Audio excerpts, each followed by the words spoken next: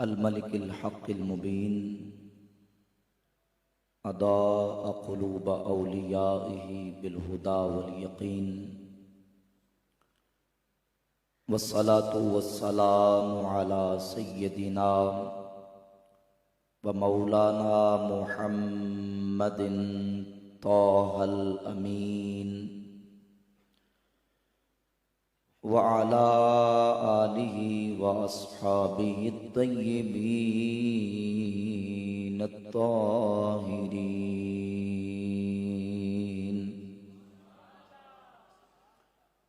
ومن اتبعهم إلى يوم الدين وأشهد أن لا إله إلا الله وحده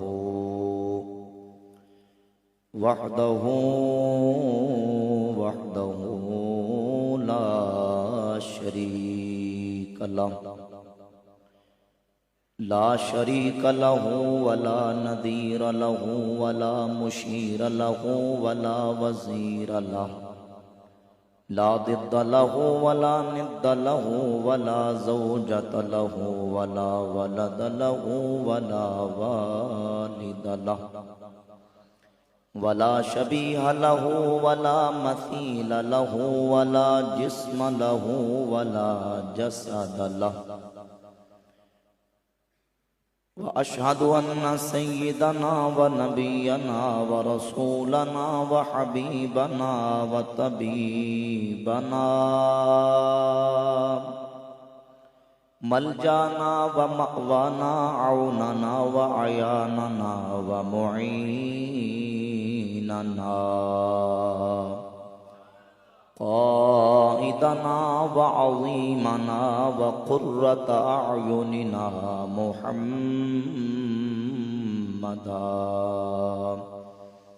عبده ورسوله ونبيه وصفيه وحبيبه وخليله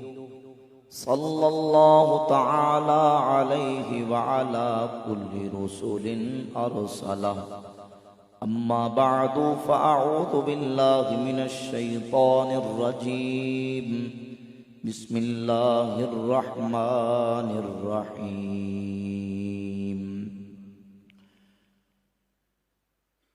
إنا أرسلناك شاهدا ومبشرا ونذيرا لتؤمنوا بالله ورسوله وتعزروه وتوقروه وتسبحوه بكرة وأصيلا صدق الله مولانا العظيم وصدق رسوله النبي الكريم الأمين الرؤوف الرحيم إن الله وملائكته يصلون على النبي يا أيها الذين آمنوا صلوا عليه وسلموا تسليما بآواز بلند مل کے محبت سے درود شریف پڑھیے الصلاۃ والسلام علیکم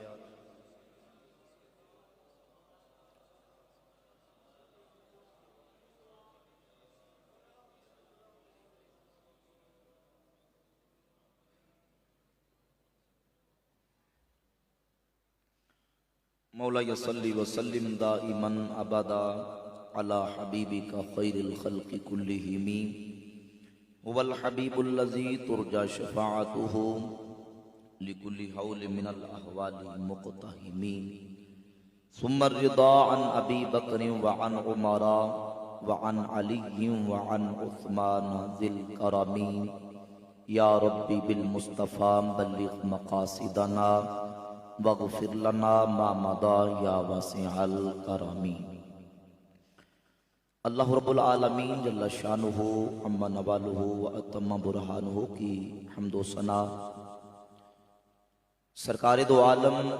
نور مجسم شفیع معظم تاجدار انبیاء حبیب کبریاء احمد مجتبی جناب حضرت محمد مصطفیٰ صلی اللہ تعالی علیہ وعلی آلہ و اصحابہ وبارک وسلم کی بارگاہ اقدس میں درود و سلام کا نذرانہ پیش کرنے کے بعد معزز و محترم سامعین و حاضرین برادران اسلام، السلام علیکم ورحمۃ اللہ وبرکاتہ۔ بحمد تعالی آج کی یہ عظیم الشان فقید المثال تاجدار بریلی کانفرنس میں ہم حاضری کی سعادت حاصل کر رہے ہیں۔ آج کی اس مبارک محفل میں سٹیج کی زینت مقتدر علماء اہل سنت موجود ہیں، اور محفل پاک بالخصوص آج کی محفل پاک جن کے زیر صدارت ہے حضرت علامہ مولانا جگر گوشہ مفتی اعظم پاکستان مولانا مفتی مبشر اقبال جمیل قادری دامت برکاتہم العالیہ، اور مہمان خصوصی میرے برادر مکرم عالم نبیل فاضل جلیل مناظر اہل سنت محقق اہل سنت حضرت مولانا فدا حسین رضوی صاحب دامت برکاتہم العالیہ، دیگر علماء کرام سٹیج کی زینت ہیں۔ انشاءاللہ تعالی آج کی اس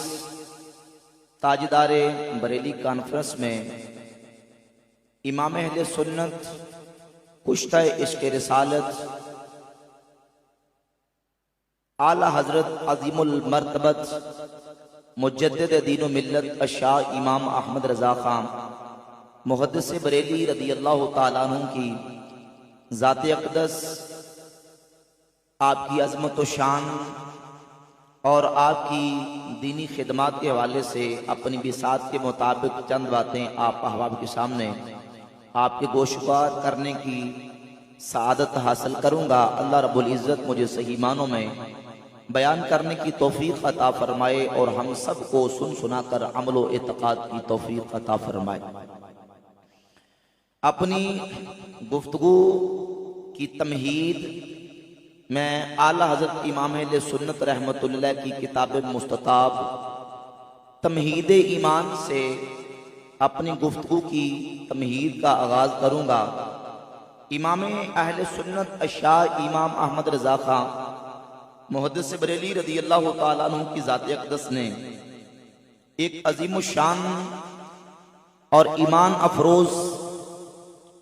کتاب تحریر فرمائی، جس کا نام ہے تمہید ایمان، ایمان کی تمہید۔ ایمان کیا ہے اور حقیقت میں ایمان کس کو کہتے ہیں، اور کس بندے کے اندر حقیقی ایمان ہے، اس کی پہچان، اس کی معرفت اعلی حضرت عظیم البرکت رضی اللہ تعالیٰ عنہ نے قرآن مجید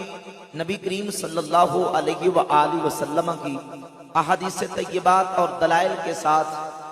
ایمان کی حقیقت اور اس کی پہچان کو بیان فرمایا۔ اور یہی آیت جو میں نے خطبے میں تلاوت کی، اسی آیت کو آپ نے بنیاد بنا کے تو پھر آگے گفتگو چلائی۔ اللہ رب العزت جل وعلا مجدہ الکریم نے ارشاد فرمایا، انا ارسلناک شاہدا ومبشرا ونذیرا، کہ اے پیارے حبیب، ہم نے آپ کو شاہد بنا کے، مبشر بنا کے، نذیر بنا کے دنیا میں مبعوث فرمایا، لتؤمنوا باللہ ورسولہ، تاکہ اے لوگو تم اللہ پر اور اس کے رسول پر ایمان لاؤ، وَتُعَزِّرُوهُ وَتُوَقِّرُوهُ، اور نبی کی تعظیم کرو، نبی کی توقیر کرو، وَتُسَبِّحُوهُ بُكْرَةً وَأَصِيلًا، اور صبح و شام اپنے رب کی پاکی بیان کرو۔ امام اہل سنت اعلی رحمت اللہ تعالی فرماتے ہیں کہ مسلمانوں، اس آیت کی ترتیب جمیل تو دیکھو کہ اللہ نے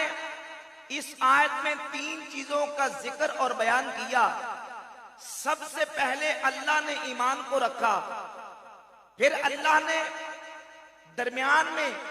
اپنے محبوب کی تعظیم اور توقیر کا ذکر کیا، اور آخر میں اللہ نے اپنی عبادت کو رکھا۔ توجہ سے سمجھنے کی کوشش کرنی ہے آپ نے۔ سب سے پہلے ایمان، لِتُؤْمِنُوا بِاللَّهِ وَرَسُولِهِ، تاکہ تم اللہ اور اس کے رسول پر ایمان لاؤ، وَتُعَزِّرُوهُ وَتُوَقِّرُوهُ، نبی کی تعظیم کرو، نبی کی توقیر کرو، اور تیسرے نمبر پہ وَتُسَبِّحُوهُ بُكْرَةً وَأَصِيلًا، تیسرے نمبر پہ اللہ نے اپنی عبادت کو رکھا۔ فرمایا مسلمانوں اس آیت کی ترتیب جمیل کو دیکھو کہ سب سے اول ایمان، سب سے آخر میں عبادت، درمیان میں تعظیم مصطفیٰ۔ فرمایا اگر کوئی بندہ تعظیم کا دعویٰ کرے، عزت کا دعویٰ کرے، محبت کا دعویٰ کرے، تعظیم کا دعویٰ کر کے اگر وہ حضور پر ایمان نہ لائے تو اس کا تعظیم کرنا کسی کام کا، بولے اسے وہ تعظیم فائدہ دے گی؟ فرمایا بتیرے ایسے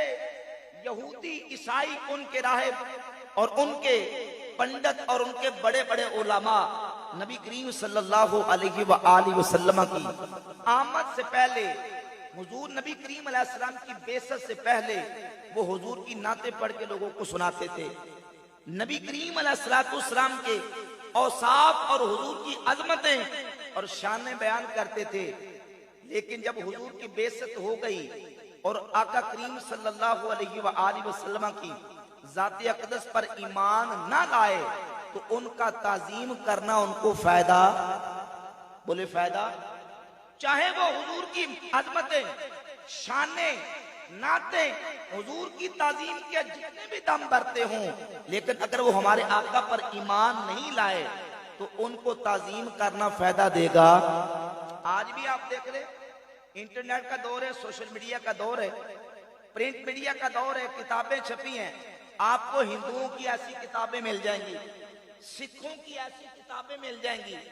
سکھوں کی کتابیں، جی سنگھ دارا ایک نامی سکھ ہے، اس نے سیرت رسول عربی کے نام پر ہمارے آقا و مولا صلی اللہ علیہ وسلم کی سیرت میں کتاب لکھی، لیکن حضور کا کلمہ نہیں پڑھا۔ ایسے ہندو سکھ آپ کو ایسے شاعر مل جائیں گے جو حضور کی نعتیں لکھتے ہیں، حضور کی شان بیان کرتے ہیں، لیکن جب حضور کا کلمہ نہیں پڑھتے تو ان کا نعتیں لکھنا ان کو کام دے گا؟ میں 2-3 مثالیں پیش کرتا ہوں۔ ایک شاعر ہے لال پرشاد نامی ہندو شاعر، اس نے ایک نعت لکھی اور نعت کا شعر سنیں۔ کہتا گر شمس و قمر کو کوئی دامن میں چھپا لے، گر شمس و قمر کو کوئی دامن میں چھپا لے، اور دولت دارین کو ہاتھوں میں اٹھا لے، پھر لال کا پرشاد سے کوئی پوچھے کہ تو کیا لے، نالین محمد کو وہ آنکھوں سے لگا لے، صلی اللہ علیہ وسلم۔ یہ لکھنے والا شاعر ہندو ہے، جب اس نے حضور کا کلمہ نہیں پڑھا تو یہ نعت لکھنا اس سے فائدہ، بولے فائدہ، لِتُؤْمِنُوا بِاللَّهِ وَرَسُولِهِ، پہلے اللہ اور اس کے رسول پر ایمان، اگر ایمان نہیں تو تعظیم قابل قبول نہیں۔ دوسرا ہندو شاعر بولا چندر پرکاش بجنوری، وہ لکھتا ہے خام جس کی آگے دو عالم کی جبیں ہے، سجدہ گہے کونین وہ طیبہ کی زمین ہے، خام جس کے آگے دو عالم کی جبیں ہے، سجدہ گہے کونین وہ طیبہ کی زمین ہے۔ دنیا کا عقیدہ ہے، اپنا بھی یقین ہے، جو شے ہے مدینے میں کہیں اور نہیں۔ یہ لکھنے والا بھی ہندو شاعر ہے، لیکن نعت لکھ کے اگر وہ حضور کا کلمہ نہیں پڑھتا، خدا کو نہیں مانتا،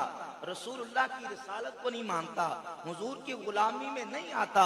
تو یہ صرف نعت لکھ دینا اس کے چھٹکارے کے لیے کافی، بول کے کہہ رہا اس کے لیے کافی۔ فرمایا ایمان کے بغیر تعظیم قابل قبول نہیں۔ اب کئی ایسے شاعر آج بھی آپ کو ملیں گے، بلکہ کئی ایسے لوگ جن کے بڑوں نے رسول اللہ کی گستاخیاں اور حضور کی اہانتیں اور حضور کی بے ادبیاں اور گستاخیاں کی، آج وہ نعتیں لے کے سٹیج پہ نعتیں پڑھنے کی کوشش کرتے ہیں، لیکن عقائد گستاخانہ، عقائد ان کے بے ادبی والے، جب ان کا عقیدہ ایمان والا نہیں تو پھر ان کو یہ چیزیں فائدہ۔ کئی ایسے شاعر بھی ہیں، دیکھیں شاعر ہوتا ہے، شاعر اچھا شعر بھی لکھ جاتا ہے، غلط شعر بھی لکھتا ہے، اگر وہ غلط لکھتا ہے رسول اللہ کی توہین اور گستاخی اور کفر پہ مشتمل باتیں لکھ کے مر گیا، اس نے اگر حضور کی نعت بھی لکھی ہے تو وہ نعت پڑھنا اس کو اس وقت تک کافی نہیں ہوگا جب تک اس کا ایمان ثابت نہیں ہو جاتا۔ اگر ایمان ثابت نہیں ہے تو پھر تعظیم قابل قبول ہے۔ یہ امام اہل سنت کی تمہید ایمان کی میں توضیح اور تشریح کرتا ہوں۔ فرمایا ایمان کے بغیر تعظیم قابل قبول نہیں، اور تعظیم کے بغیر عبادت قابل قبول نہیں۔ ترتیب دیکھیں، ایمان تعظیم مصطفیٰ اور اللہ کی عبادت، اگر ایمان نہیں تو تعظیم قبول نہیں، اور اگر تعظیم نہیں تو پھر عبادت قبول ہے۔ چاہے فرمایا وہ سجدے کر کر کے اس کی پیشانی ایک ورق بن جائے، روزے رکھ رکھ کے وہ تنکا بن جائے، ساری رات دن عبادت میں گزار دے، اگر اس کے دل میں تعظیم مصطفیٰ نہیں تو اس کی کوئی عبادت اللہ کی بارگاہ میں قابل قبول ہے۔ یہ امام اہل سنت رحمۃ اللہ علیہ کا بہت بڑا سبق اور درس ہے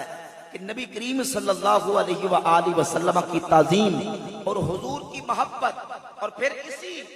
آیت کی تشریح کے بعد امام فرماتے ہیں کہ رسول اللہ صلی اللہ علیہ وآلہ وسلم کی ذات اقدس نے فرمایا، صحیح بخاری کی حدیث ہے، لا یؤمن احدکم حتی اکون احب الیہ من والدہ وولدہ والناس اجمعین۔ فرمایا تم میں سے کوئی شخص اس وقت تک ایمان والا نہیں ہو سکتا جب تک اسے میری ذات اپنے اولاد سے، اپنے ماں باپ سے، اپنی اولاد سے اور کائنات کی ہر چیز سے بڑھ کر پیاری اور محبوب ہے۔ فرمایا ایمان کے حقیقی اور واقعی ہونے کو دو باتیں ضرور ہیں۔ جس بندے کے دل میں حقیقتاً ایمان ہوگا، واقعی اس کے دل میں ایمان موجود ہے، تو امام فرماتے ہیں دو باتیں ضروری ہیں۔ کتنی باتیں؟ بول کے کہتے ہیں کتنی باتیں؟ دو۔ فرمایا نمبر ایک، دو باتوں میں سے نمبر ایک فرماتے ہیں رسول اللہ کی محبت، نبی کریم علیہ السلام کی تعظیم،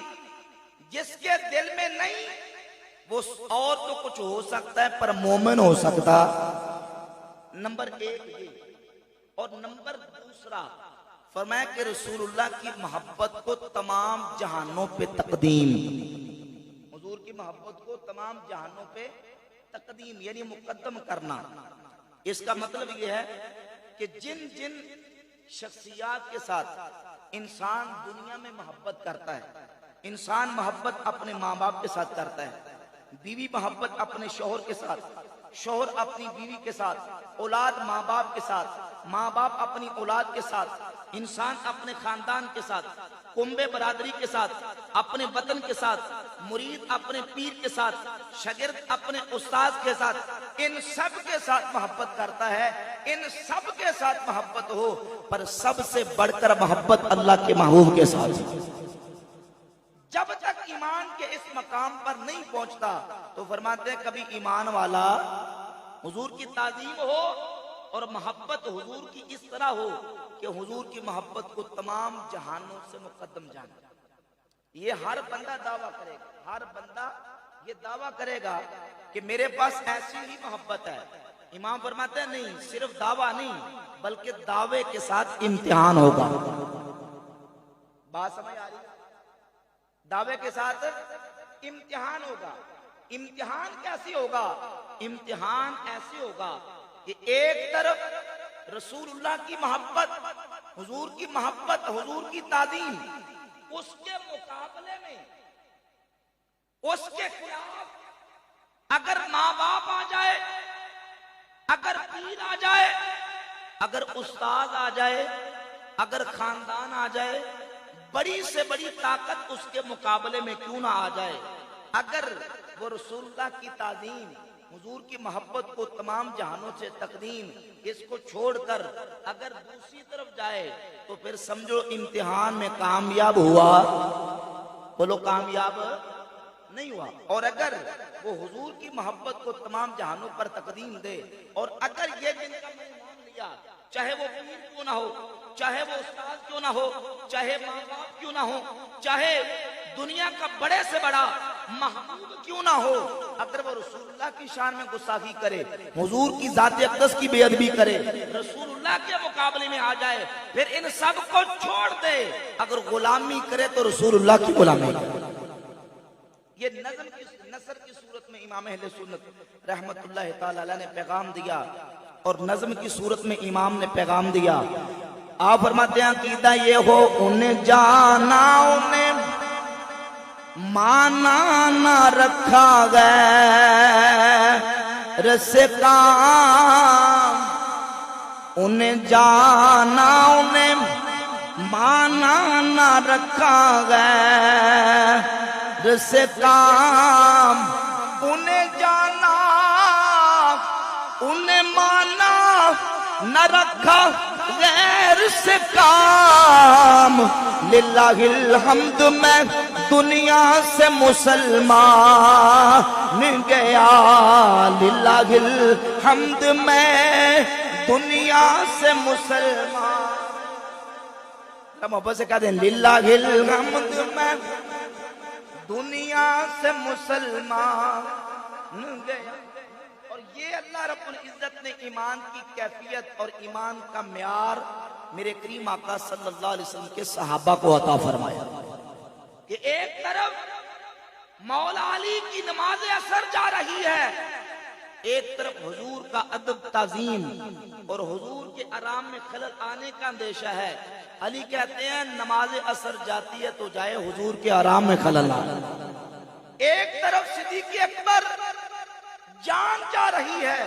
اور ایک طرف حضور کے آرام کے خلل کی بات آتی ہے، تو فرماتے ہیں جان جاتی ہے تو جائے پر حضور کے آرام میں خلل ہے۔ ذوق ہے تو محبت سے ذرا سبحان اللہ کہیں، تاکہ ذرا مجھے موقع ملے بیان کرنے کا، بلند آواز سے کہے سبحان اللہ۔ یہ ہے تعظیم حضور کی اور یہ ہے حضور کے ساتھ محبت کا تقاضا۔ اور ان دونوں واقعات کو اعلیٰ حضرت عظیم البرکت رحمت اللہ تعالی علیہ نے شعر کی صورت میں، نظم کی صورت میں اس انداز سے بیان فرمایا۔ آپ کہتے ہیں مولا علی نے واری تیری نیند پر نماز، آقا مولا علی نے واری تیری نیند،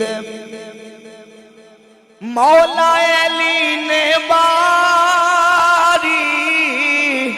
تیری نیند پر نماز، وہ بھی اثر جو سب سے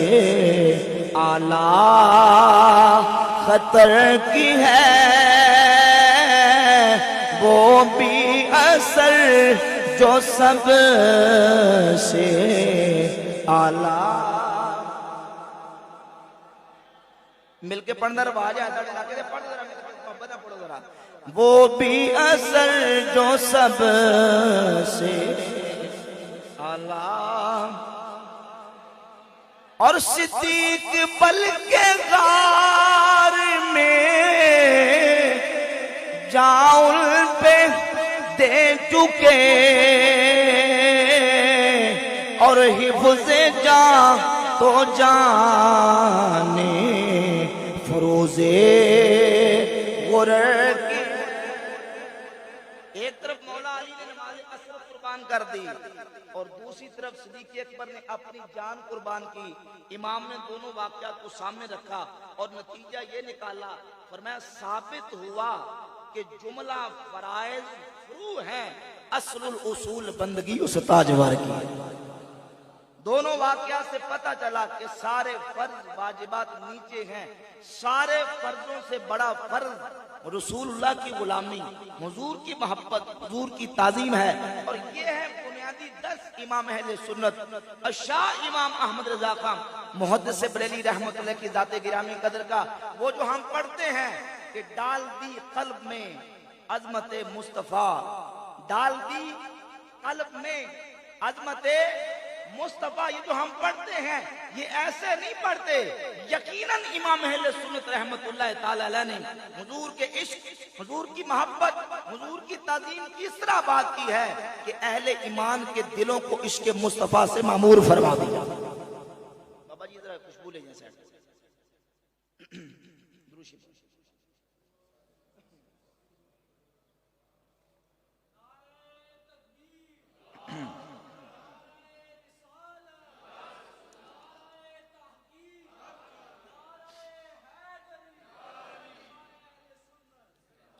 دوستان گرامی قدر، امام اہل سنت شاہ امام احمد رضا کا محدث بریلوی رحمت اللہ، جن کا اس سے پاک،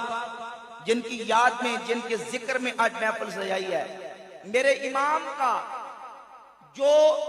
خدمات دینیا میں سب سے جو بلند مرتبہ جو نقطہ تھا وہ یہ تھا عشق مصطفیٰ،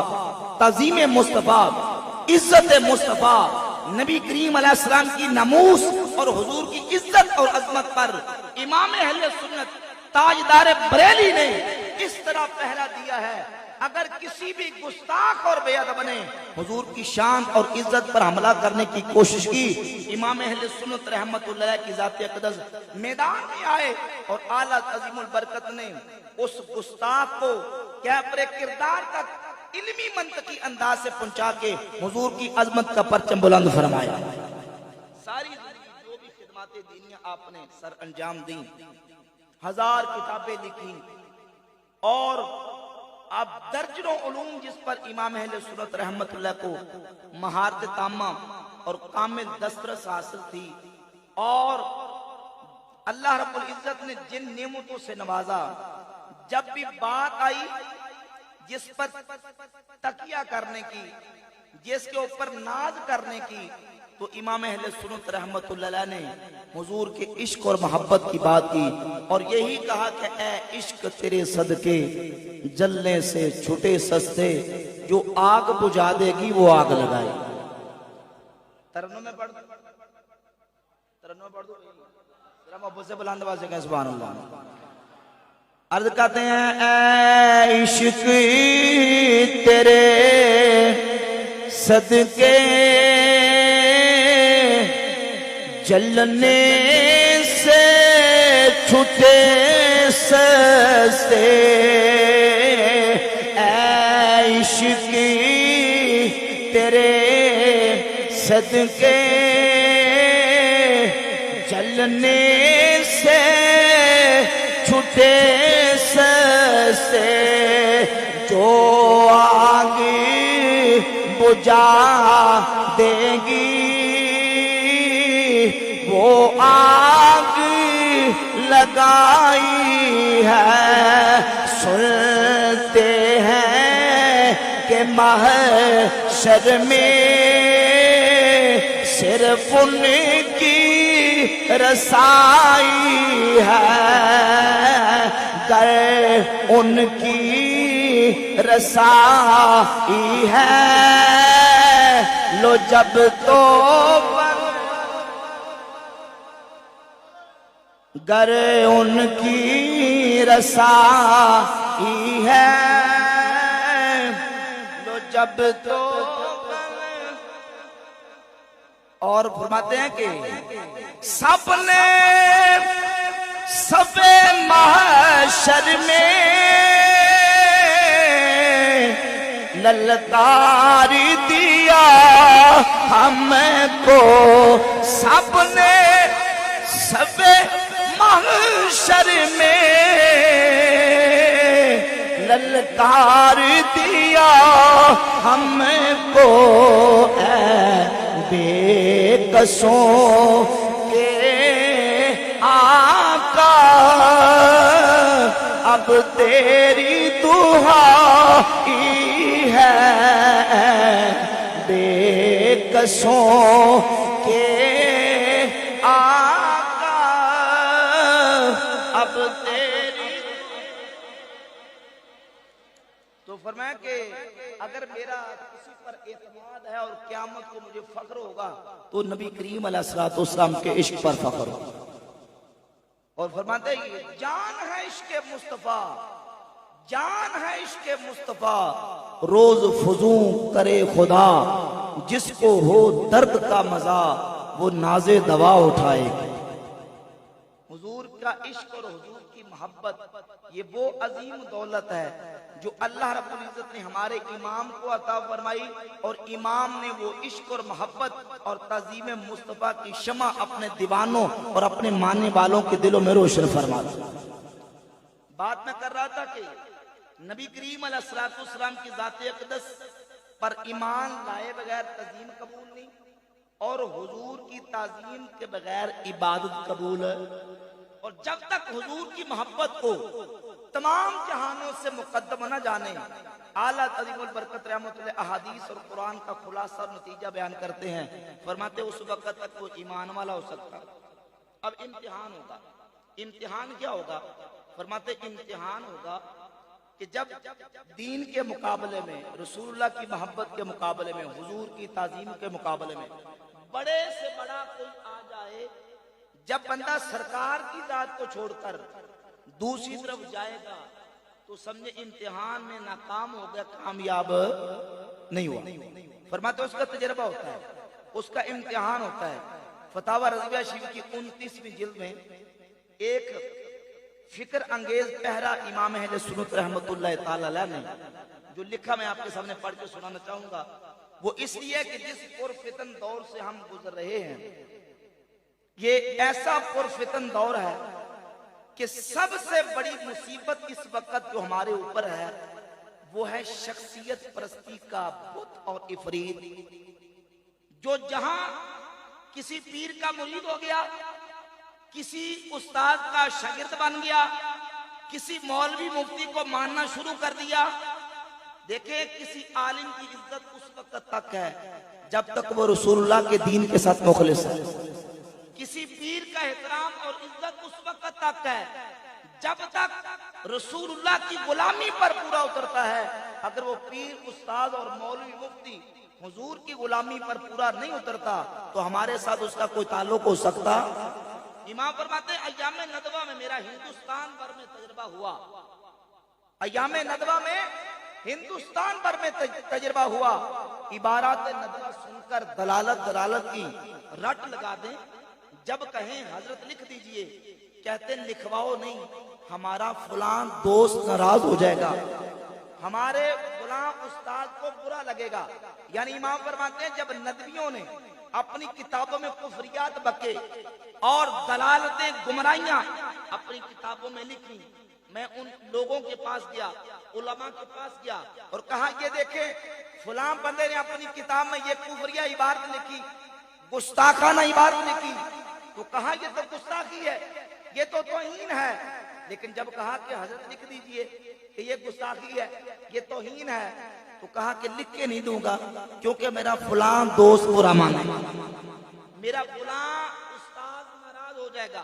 فرماتے ہیں بعض کو یہ خیال کہ مفت میں سر اوکھری میں دے کر موصل کون کھائے، بد مذہب دشمن ہو جائیں گے، گالیاں بھبدیاں اخباروں اشتہاروں میں چھاپیں گے، اچھی بچی جان کو کون خطرے میں ڈالے. بعض کو یہ خیال کہ حمایت مذہب کی تو صلح کلی نہ رہے گی، ہر دل عزیزی کور میں پلاؤ نذرانے میں فرق آئے گا، یا کم از کم آؤ بگت تو عام نہ رہے گی. یعنی جب مزاج ایسا بن جائے کہ ایک طرف گستاخیوں کا سلسلہ ہو، توہین صحابہ کا سلسلہ ہو، توہین اہل بیت کا سلسلہ ہو، رسول اللہ کی شان میں گستاخی اور بے ادبی کا سلسلہ ہو، اور صرف اس بنیاد پر بندہ اپنی زبان کو بند کر کے بیٹھ جائے، جی میرے پیر ہیں جی، میرے استاد ہیں جی، میرے شیخ ہیں جی، اور یہ نہ دیکھے کہ یہ رسول اللہ کی شان میں توہین کر رہا ہے، حضور کی شان میں بے ادبی اور گستاخی کر رہا ہے، تو امام فرماتے ہیں اگر یہ چیزیں دیکھتا رہے گا تو پھر امتحان میں کامیاب نہیں ہوگا۔ اصل تعظیم اور غلامی رسول اللہ صلی اللہ علیہ وسلم کی ذات اقدس کی اور حضور کی محبت تمام جہانوں کی محبت پر مقدم ہے۔ جب تک ایمان کے اس مقام پر امام فرماتے ہیں کہ قائم نہیں ہو جاتا، اس معیار پر پورا نتج نہیں اترتا، تو وہ کبھی کامل مومن ہو سکتا، بولے کامل مومن ہو سکتا۔ ایمان کے حقیقی اور باقی ہونے کو نبی کریم صلی اللہ علیہ وآلہ وسلم کی ذات اقدس کی محبت تمام جہانوں پر مقدم رکھنا ضروری ہے۔ یہ امام اہل سنت اشاع امام احمد رضا خان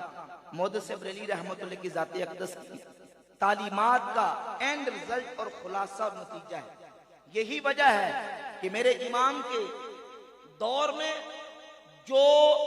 فتنوں سے بھرا ہوا دور تھا، جن لوگوں نے بھی اپنے قلم کے ذریعے، اپنی زبان کے ذریعے، اپنی تقریر کے ذریعے، اپنی تحریر کے ذریعے کریم آقا صلی اللہ علیہ وآلہ وسلم کی شان اقدس میں گستاخی یا بے ادبی کا ارتکاب کیا، اعلیٰ حضرت امام اہل سنت رحمت اللہ تعالی علیہ نے اپنے قلم کے ساتھ ان گستاخوں کا منہ بند کر کے رسول اللہ کی عزت کے پرچم کو بلند فرمایا، اور مجددیت کا جو اللہ رب العزت نے ان کو تاج عطا فرمایا تھا، اس منصب کے تقاضوں کو امام اہل سنت رحمت اللہ علیہ نے کما حقہ پورا فرمایا۔ رسول اللہ صلی اللہ علیہ وآلہ وسلم کی صحیح حدیث ہے سنن ابی داؤد میں، میرے آقا کریم صلی اللہ علیہ وآلہ وسلم نے فرمایا ان اللہ یبعث لهذه الامه على راس 100 كل سنه من يجدد لها دینها۔ میرے آقا نے فرمایا اللہ رب العزت اس امت میں ہر صدی کے سرے پر ایک ایسی پرسنالٹی کو، ایک ایسی شخصیت کو، ایک ایسی ہستی کو دنیا میں کھڑا کرے گا، من یجدد لها دینها، جو اس امت کے لیے امت کے دین کو صاف ستھرا اور کھڑا کر کے پیش فرما دے گا۔ نبی کریم صلی اللہ علیہ وآلہ وسلم ہمارے آقا و مولا آخری نبی ہیں۔ حضور کے بعد کوئی نبی پیدا ہو سکتا، حضور کے بعد کوئی نبی پیدا نہیں ہوگا،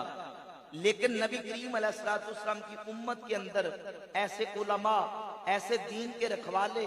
ایسے دین کا پرچم بلند کرنے والے مجددین، علماء، محدثین، فقہا، دین کے خادم قیامت کی صبح تک آتے رہیں گے، جو دین لوگوں کے سامنے کھڑا اور ستھرا کر کے پیش کرتے رہیں گے۔ ان نفوس قدسیہ میں سے ایک منصب جو اللہ رب العزت جس ہستی کو عطا کرتا ہے اسے مجدد کہا جاتا ہے۔ اسے کیا کہا جاتا ہے؟ مجدد کا معنی تجدید کا احیاء من درسا من العمل من الکتاب والسنہ والامر بمقتضاہما۔ تجدید کہتے ہیں کتاب و سنت یعنی قرآن اور حدیث کے اعتبار سے وہ چیزیں جو امت میں ناپائد ہو چکی ہیں، مٹ چکی ہیں، ختم ہو چکی ہیں، اور ان کی جگہ پہ گمراہیوں نے، دلالتوں نے، کفر نے یا بدعت برا جنان ہو گئی، اور اس سنت کی جگہ پہ بدعت آ گئی، ہدایت کی جگہ پہ گمراہی آ گئی، اور دین کے عقائد کی جگہ پہ لوگوں نے کفر پھیلانا شروع کر دیا، تو مجدد کا کام یہ ہے، مجدد آتا ہے کفر کے اندھیرے کو دور کرتا ہے، اسلام کی روشنی لوگوں کے سامنے واضح کر دیتا ہے، گمراہی دور کرتا ہے، ہدایت کا راستہ دکھا دیتا ہے، بدعت کو دور کرتا ہے، اور سنت مصطفیٰ کا پرچم بلند فرما دیتا ہے۔ ہر صدی کے سرے پر اللہ رب العزت نے اس امت میں 1، 2، 4 اور مختلف جگہ پہ کئی ایسے اللہ رب العزت نے افراد ایک صدی میں بھیجے جنہوں نے تجدید کی، اسلام کی، دین کی۔ پہلی صدی آئی، پہلی صدی میں حضرت سیدنا عمر ابن عبدالعزیز رحمت اللہ علیہ مجدد بن کے آئے، دوسری صدی آئے امام محمد بن ادریس شافعی مجدد بن کے آئے، تیسری صدی آئی امام ابو الحسن عشری مجدد بن کے آئے، چوتھی صدی آئی امام ابو الحامد اسفرائنی مجدد بن کے آئے، پانچویں صدی آئی امام محمد غزالی مجدد بن کے آئے، چھٹی صدی آئی امام فخر الدین رازی مجدد بن کے آئے، ساتویں صدی آئی امام تقی الدین ابن دقیق مجدد بن کے آئے، آٹھویں صدی آئی زین الدین عراقی مجدد بن کے آئے، نویں صدی آئی خاتم الحفاظ امام جلال الدین سیوطی مجدد بن کے آئے، دسویں صدی آئی ملا علی قاری محدث مکہ مجدد بن کے آئے، گیارہویں صدی آئی حضرت مجدد الافسانی شیخ احمد سرہندی مجدد بن کے آئے، بارہویں صدی آئی بادشاہ اورنگزیب عالمگیر رحمت اللہ علیہ مجدد بن کے آئے، تیرہویں صدی آئی حضرت شاہ عبدالعزیز محدث دہلی رحمت اللہ علیہ مجدد بن کے آئے، اور جب 14ویں صدی آئی عرب و عجم شرق و غرب شمال و جنوب سے اپنے عجم کے عرب کے بول اٹھے، اگر 14ویں صدی میں مجددیت کا سہرا کسی شخص کے سر پہ سجتا ہے تو بریلی کے تاجدار امام احمد رضا کی ذات ہے۔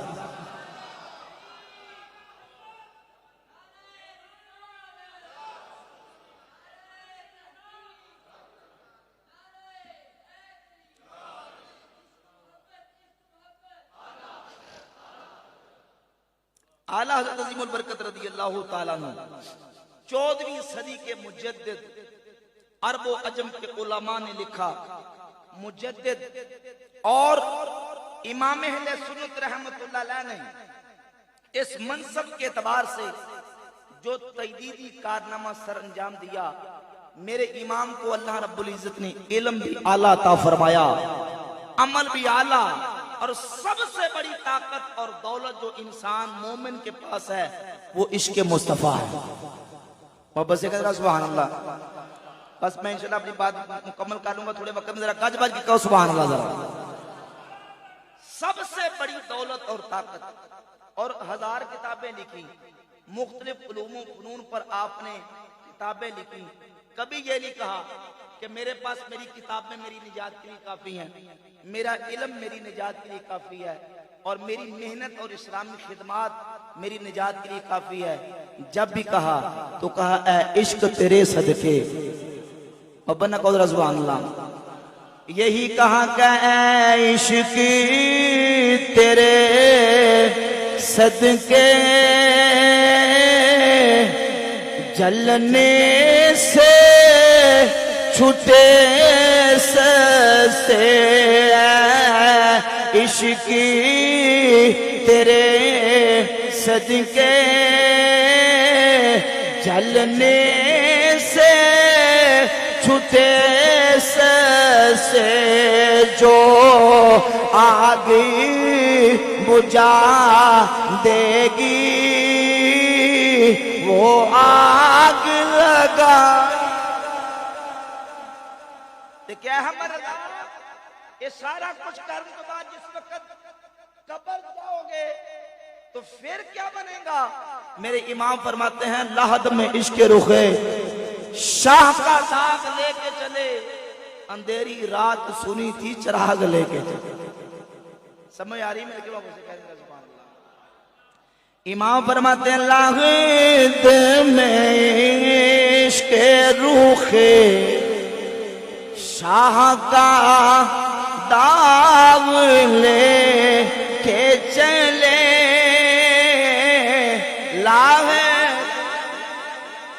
پڑھ دیں لاہد میں عشق رخے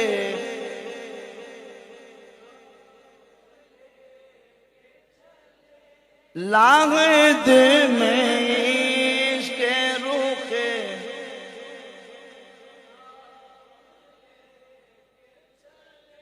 لاہد میں عشق رخے شاہ کا داغ لے کے چلے۔ رات سنی تھی چراغ لے کے چلے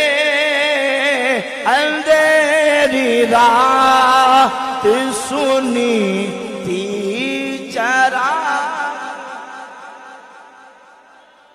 فرمایا ہم تو قبر میں حضور کے عشق کا چراغ لے کے جا رہے ہیں، تم کیا لے کے جا رہے ہو؟ ان لوگوں کو مخاطب کیا، فرمایا کہ تم کیا لے کے جا رہے ہو؟ رسول اللہ کی توہین، گستاخی، بے ادبی کرنے والوں، تم کیا لے کے جا رہے ہو؟ فرمایا کہ خدا پہ دبا، دروغ کا جو چھونپا، یہ کس لعین کی غلامی کا داغ لے کے چلے؟ تم اس لعین کی داغ کو لے کے جا رہے ہو. اپنی کتابوں میں ہندوستان کے مدرسوں سے کتابیں لکھی گئی امام اہل سنت کے دور میں، اور انہوں نے یہ کہا کہ خدا وہ ہے جو جھوٹ بول سکتا ہے. مولوی اسماعیل ذیلوی نے یک روزہ میں لکھا، اسی طرح مولوی رشید گنگوئی نے اپنی کتاب میں فتوے میں لکھا کہ نعوذ باللہ خدا جھوٹ بول سکتا ہے، بلکہ خدا کا جھوٹ بولنا نعوذ باللہ واقع ہے. امام فرماتے ہیں خدا پہ دبا، دروغ کا جو چھونپا، یہ کس لعین کی غلامی کا داغ لے کے چلے؟ تم یہ لعنتی داغ لے کے جا رہے ہو. احمد رضا قبر میں حضور کے عشق کا چراغ لے کے جا رہا ہے. امام اہل سنت رحمت اللہ کی ذات گرامی قدر نے وہ تجدیدی فریضہ سر انجام دیا کہ جس طرف سے کوئی باطل کی آواز اٹھی، امام اہل سنت نے قلم پکڑا اور قلم پکڑ کے علمی میدان سے قرآن و سنت کے دلائل کے انبار لگا کے ان فتنوں کا رد فرما کے شریعت اسلامیہ کا چہرہ ستھرا کر کے امت کے سامنے پیش فرما دیا. ہندوستان کے ایک مولوی نے اپنی کتاب میں یہی عقیدہ لکھا نعوذ باللہ تعالی کہ خدا جھوٹ بول سکتا ہے. مسلمانوں کا یہ مسلمہ متفق علیہ عقیدہ ہے کہ ہمارا خدا وہ ہے جو ہر عیب سے پاک ہے. بولے ہر عیب سے، اللہ کی تسبیح ہے، سب بول دیں ہر عیب سے. ہمارا خدا وہ ہے جو ہر عیب سے سبوح ہے، قدوس ہے، غنی عن العالمین ہے. وہ ہر عجز سے، ہر نقص سے، ہر عیب سے پاک ہے، منزہ ہے. ہمارا خدا پاک ہے، جھوٹ بول سکتا نہیں. لیکن مدرسوں سے کتابیں لکھی گئی اور انہوں نے کہا کہ خدا جھوٹ بول سکتا ہے. میرے امام نے قلم پکڑا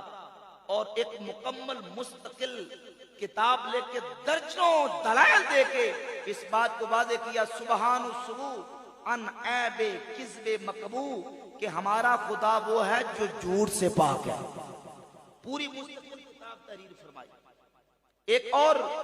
نیچری نے اللہ رب العزت کے بارے میں یہ عقیدہ بیان کیا کہ نعوذ باللہ خدا اٹھتا ہے، بیٹھتا ہے، اور اپنی کرسی پہ جب بیٹھتا ہے تو وہ کرسی اس کے بوجھ سے چڑ چڑ کرتی ہے، اور 4 انگلی بھی کرسی بڑی نہیں بلکہ پوری برابر کرسی ہے. اور یہ عقیدہ باقاعدہ کتابوں میں لکھا. آپ غیر مقلد عالم وحید الزمان حیدرآبادی کی کتاب تفسیر وحیدی اٹھائیں، آیت الکرسی کی تفسیر میں لکھتا ہے کہ اللہ کی کرسی اللہ کے بوجھ سے چڑ چڑ کر رہی ہے، اور اللہ جب کرسی پہ بیٹھتا ہے تو کرسی 4 انگلی بھی بڑی نہیں رہتی، پوری فٹ فاٹ آتی ہے. اللہ کے لیے مجسمہ ہونا ثابت کیا، جسم ثابت کیا، حالانکہ ہمارا خدا جسم سے، جہت سے، مکان سے پاک اور منزہ ہے. تعالی عن الجنس والجہاد، وہ جنس و جہت سے پاک ہے. اللہ کی ذات وہ ہے جو کسی چیز کی محتاج ہے. امام نے قلم اٹھایا، قبال القہار علی مجسمت الفجار، مجسمین فاجروں کا رد کرتے ہوئے آپ نے اس بات کو دلائل کے ساتھ ثابت کیا کہ خدا وہ ہے کہ جب زمین نہیں تھی، آسمان نہیں تھا، نہ جنت تھی، نہ دوزخ، نہ جنات، نہ فرشتے،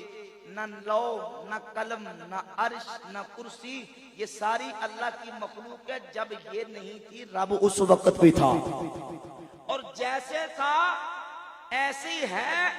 اور ایسے ہی رہے گا. اس کی ذات میں تبدیلی، چینجنگ اور تغیر ہو سکتا کیونکہ جس میں تغیر آ جائے، چینجنگ آ جائے، تبدیلی آ جائے اور جو ایک حالت سے دوسری حالت میں منتقل ہوتا جائے وہ چیز حادث ہوتی ہے، ختم ہو جانے والی ہوتی ہے، وہ ہمیشہ باقی رہ سکتی۔ اور اللہ کی ذات وہ ہے کہ جو ہمیشہ قائم پہ نفس ہی ہے، قائم پہ ذات ہی ہے، اسے کسی چیز پر بیٹھنے کی ضرورت ہے۔ ایک اور مولوی اٹھا، کتاب لکھی اور رسول اللہ کی ذات گرامی قدر کے بارے میں لکھا۔ کتاب کا نام تقویۃ الایمان، لکھنے والا مولوی اسماعیل دہلوی اپنی کتاب تقویۃ الایمان میں لکھا، کہتا ہے رسول کو غیب کی کیا خبر، نعوذ باللہ، رسول کو غیب کی کیا خبر۔ دوسرا مولوی اٹھا، اس نے اپنی کتاب میں لکھا، لکھنے والا مولوی خلیل احمد سہارنپوری، ناظم تعلیمات دارالعلوم دیوبند، اپنی کتاب براہین قاطعہ صفحہ 55 پر لکھتا ہے، نعوذ باللہ رسول اللہ کو دیوار کے پیچھے کا بھی علم نہیں ہے۔ تیسرا اٹھا مولوی اشرف علی تھانوی، کتاب کا نام حفظ الایمان، صفحہ نمبر 13، لکھتا ہے کہ نعوذ باللہ جیسا حضور کو علم ہے، بقول زید دریافت طلب امر یہ ہے کہ اس سے بعض علوم غیبیہ مراد ہے یا کل، اگر بعض علوم غیبیہ مراد ہے تو اس میں حضور کی کیا تخصیص ہے۔ ایسا علم غیب تو ہر صبی و مجنون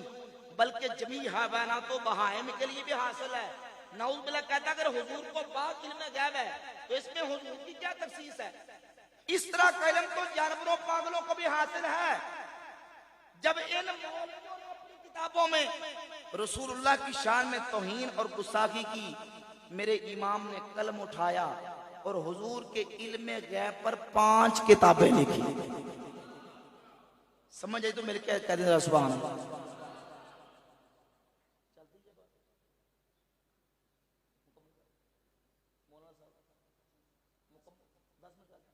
ٹھیک ہے تاکہ ذرا اپنا محفل کا بھی ماحول ذرا پیش نظر رہے نا، محبت سے کہہ ذرا سبحان اللہ۔ کہا کہ نعوذ باللہ رسول لوگ کو دیوار کے پیچھے کی، امام نے 5 کتابیں لکھی۔ کتنی کتابیں؟ 5۔ اللؤلؤ المکنون فی علم البشیر ما کان وما یکون،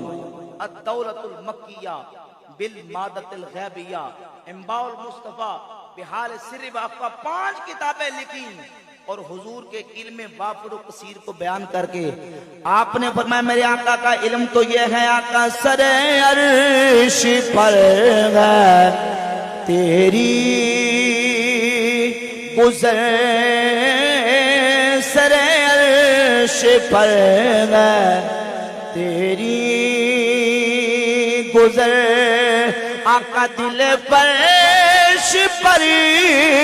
ہے تیری نظر، ملکوت ملک میں نہیں کوئی شے، ملکوت ملک میں نہیں کوئی شے، آقا وہ جو تجھی پہ عیاں نہیں، وہ کمال حسن۔ فرمایا حضور کا علم تو یہ ہے کہ گزر میرے مصطفیٰ کریم علیہ السلام کی معراج کی رات عرش الہی پر ہو رہی ہے اور حضور کی نگاہ پاک زمین کی پنہائیوں اور اپنے غلاموں کے دلوں کی حالت کو دیکھ رہے ہیں۔ تم کہتے ہو دیوار کے پیچھے کا علم نہیں، وہ کون سی دیواریں ہیں جس کے پیچھے کا اللہ کے محبوب کو علم نہیں ہے؟ اللہ نے اپنے محبوب کو وہ نگاہ نبوت عطا فرمائی اور وہ علوم وافرہ اور قصیرہ عطا فرمائے ہیں کہ وَعَلَّمَكَ مَا لَمْ تَكُنْ تَعْلَمْ، محبوب جو آپ نہیں جانتے تھے آپ کے رب نے آپ کو عطا فرما دیا۔ ایک دوسرا اٹھا، اس نے کہا کہ رسول کے چاہنے سے کچھ نہیں ہوتا، جس کا نام محمد یا علی ہے وہ کسی چیز کا مختار نہیں۔ کتاب تقویۃ الایمان، مولوی اسماعیل دہلوی نے کتاب تقویۃ الایمان میں لکھا، کہتا کہ جس کا نام محمد یا علی ہے وہ کسی چیز کا مختار نہیں، رسول کے چاہنے سے کچھ نہیں ہوتا۔ امام نے قلم اٹھایا، منیت النبی ان التشریع بے ید الحبیب کتاب لے کے ثابت کیا کہ اللہ نے مصطفیٰ کے ہاتھ میں اختیارات کے خزانے عطا فرما دی، اختیارات کی کنجیاں عطا فرما دی۔ اللہ نے اپنے حبیب کو وہ اختیار دیا ہے، چاہے تو انگلی کے اشارے سے چاند کو توڑ دیں، محبت سے کہتے ہیں سبحان اللہ، چاہیں تو انگلی کے اشارے سے چاند کو دو ٹکڑے کر دیں، اور چاہیں تو ڈوبے ہوئے سورج کو واپس مقام اثر پہ لے آئیں۔ نظم کی صورت میں لکھا اور نثر کی صورت میں، نثر میں کتاب لکھی، اور جب نظم کی بات آئی تو آپ فرماتے ہیں سورج الٹے پاؤں پلٹے، ارے چاند اشارے سے ہو چاک سو الٹے پاؤں پلٹے۔ مل کے پڑھتے ہیں سورج الٹے پاؤں پلٹے،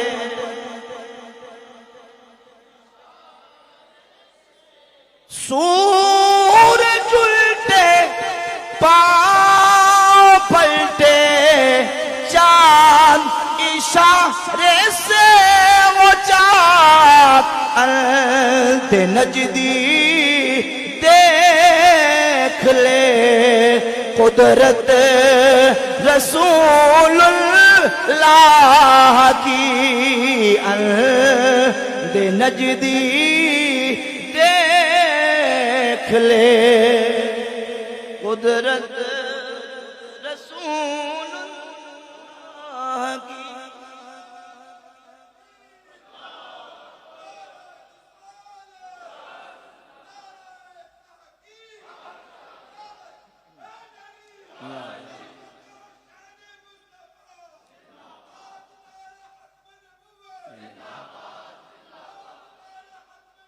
پائندہ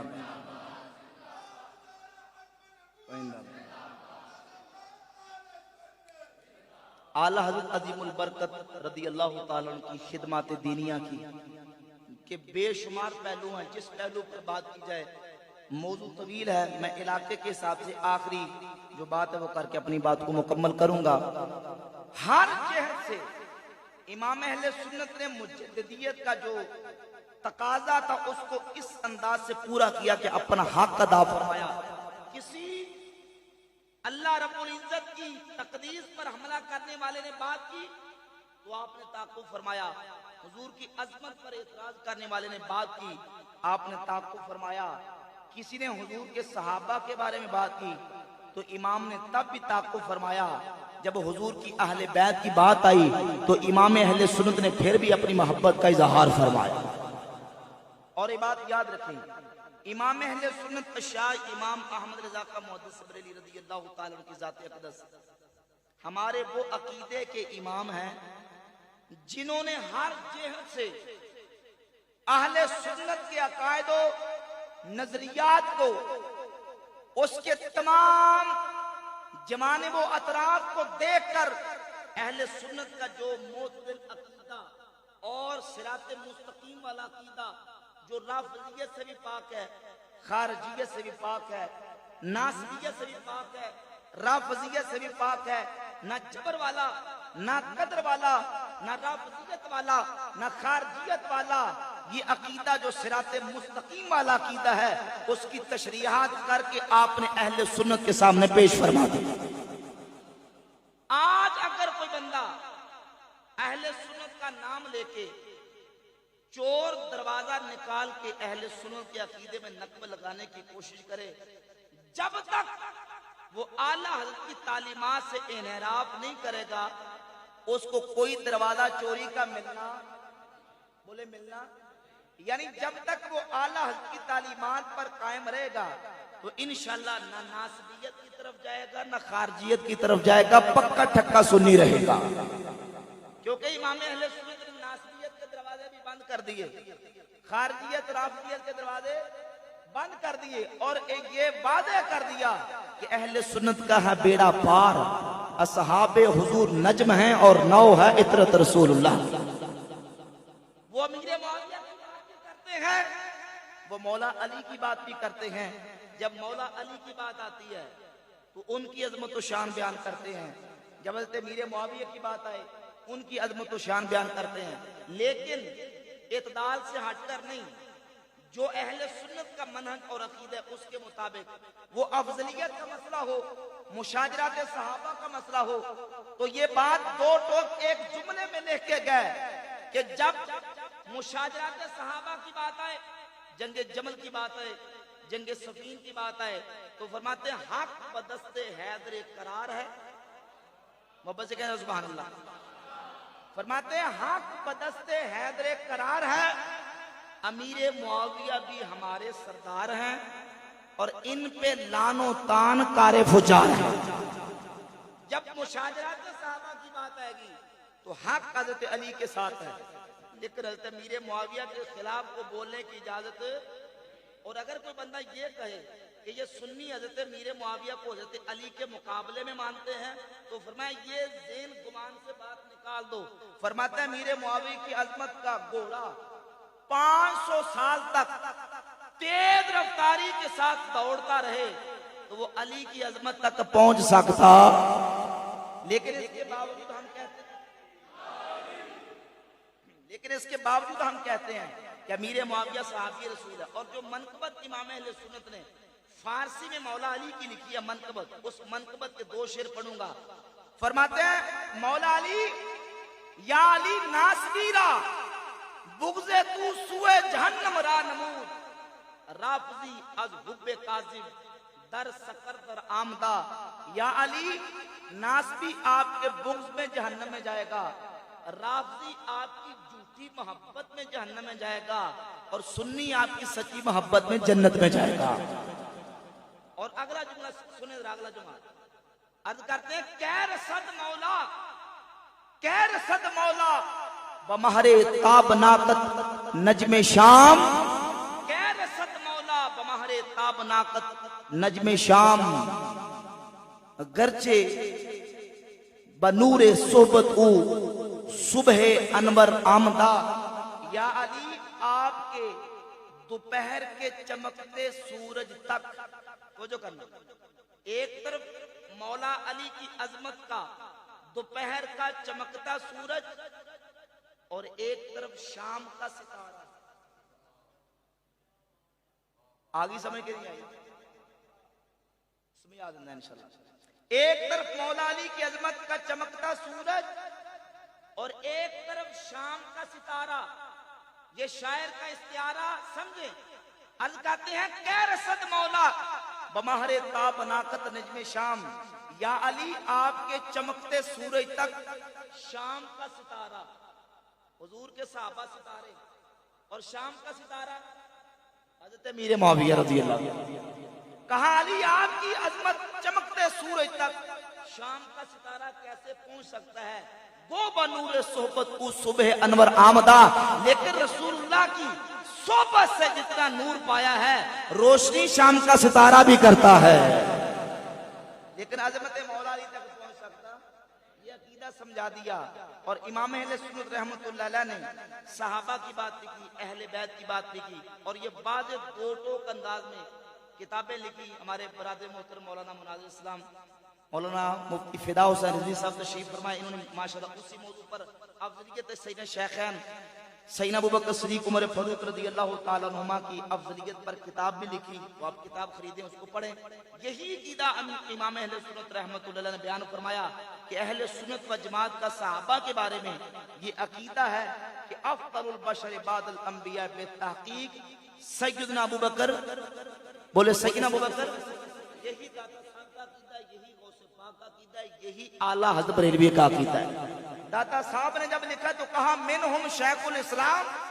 وبعد الانبیاء بہترین انام، فرمایا ان امت کے ولیوں میں سے سب سے پہلے نمبر پر آنے والا ولی شیخ الاسلام ابو بکر صدیق ہے۔ وہ صدیق اکبر مقدم ہما خلائق از پس انبیاء وروانہ باشد کے قص قدم پیشے بین حد، فرمایا صدیق اکبر نبیوں کے بعد سب سے افضل مقام اللہ نے صدیق اکبر کو عطا فرمایا۔ وروا نہ باشد کہ کس قدم پیشے بین حد، کسی کے لیے جائز ہی نہیں ہے کہ وہ ابو بکر صدیق سے آگے قدم رکھے. یہ داتا علی بیری کا عقیدہ. اور جب غوث پاک نے لکھا تو غوث پاک فرماتے ہیں حضور کے 1.25 لاکھ صحابہ میں سے 1.25 لاکھ صحابہ میں سے سب سے زیادہ مقام پانے والے صحابہ وہ 1400 صحابہ ہیں جنہوں نے درخت کے نیچے حضور کی بیعت کی ہے. بس آخری بات مکمل کرتا رہا محمد صلی سبحان اللہ. 1400 صحابہ میں سے وہ فضیلت والے جو 313 بدر میں شریک ہوئے، 313 میں سے وہ 40 فضیلت والے جو حضرت عمر کے سلام کرنے پر 40 پورے ہوئے، ان 40 میں سے 10 فضیلت والے جن کو عشرہ مبشرہ کہا جاتا ہے، اور ان 10 میں سے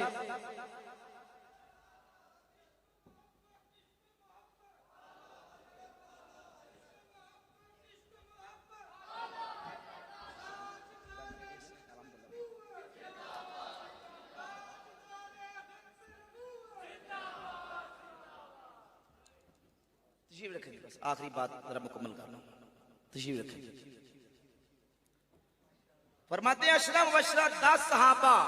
جن کو جنت کی حضور نے دنیا میں بشارت عطا فرمائی، اور ان عشرہ مبشرہ میں سے 20 افضل وہ ہیں جن کو خلفائے راشدین کہا جاتا ہے. محبت سے کہتے ہیں سبحان اللہ.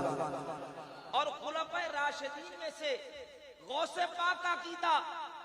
داتا علی بیری کا عقیدہ، غوث پاک فرماتے ہیں افضلہم ابو بکر ثم عمر ثم عثمان ثم علی رضی اللہ تعالیٰ عنہم. فرماتے سب سے پہلا نمبر ابو بکر صدیق رضی اللہ عنہ، پھر حضرت عمر فاروق، پھر عثمان غنی، پھر مولا علی. تو جو داتا صاحب کا عقیدہ ہے، جو غوث پاک کا عقیدہ ہے، اسی عقیدے کو مضبوط کرنے کے لیے اور لوگوں کو بتانے کے لیے امام اہل سنت رحمت اللہ علیہ نے کتابیں تحریر فرمائی اور یہ پیغام دیا کہ صحابہ کی عظمت کو دلوں میں بٹھا لو، حضور کی آل کی عظمت کو دلوں میں بٹھا لو. انشاءاللہ ان دونوں کی محبت کو لے کے چلو گے تو 2 جہانوں میں بیڑا پار ہو جائے. آخری شعر امام فرماتے ہیں سنت